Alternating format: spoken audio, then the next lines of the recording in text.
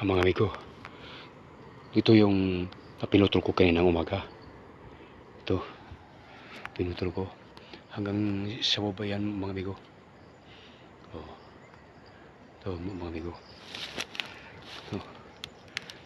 Ito, nahirapan ako. Ito yung kamay ko, paltos oh. Oh, ito paltos. Oh, yan mga amigo. Hindi gaano malaking kahoy mga amigo, pero nahirapan ako kasi ano lang itak una ang ginamit ko. Ngayon di obra at tumatalon yung itak, kaya ginamitan ko na ng palakol mga amigo. Ito nga portion mga amigo, itong taniman namin to ng kuan,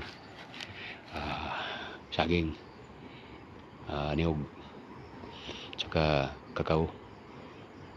Marami pang similya mga kakao marami pa. Ito lang ang hindi ko naputol kasi umulan. Hanggang doon yan puto na yung iba. Ito na lang porsyon, ito na lang maliliit, wala na to. Ito mga ano na, putol na yan, ano na yan. Ito na lang. Huminto ako kasi umulan kanina. Kung hindi pa umulan, tapos na wala na yan. Puro mga tumba na yan. Yung dalawang malaki na lang ang hindi na putol. Yung dalawa malaki. Ito putol to nung isang araw putol na to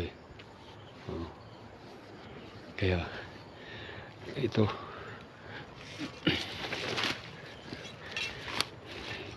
yung unang ginamit ko, putol, kaya hindi ako nakatuloy-tuloy nung umpisahan ko ito pagputol. Hindi ko natuloy-tuloy kasi na bumigay yung pantabas ng damo. Imbes kasi sa damo ginamit ko pagputol ng kahoy, yun bumigay, kaya nagdala ko ng itak. Hindi rin obra kasi karamihan dito madiri kakao ang matigas, maliliit siya pero matigas na kahoy, tumatalon lalo pag alanganin nga matalas. Wala, hindi obra, kaya palako lang ginamit ko. Yun, medyo umubra siya kasi palakol kaya ito, tiyaga lang mga amigo. Pag hindi ka tiyaga, wala, hindi mo maano yung plano mong magtanim kung hindi ka pagtiyaga. Kahit hirap umakyat, itiis para pagkatanim. Sayang naman kasi mayroong lupa na pinapataniman, tapos hindi mo taniman, sayang yung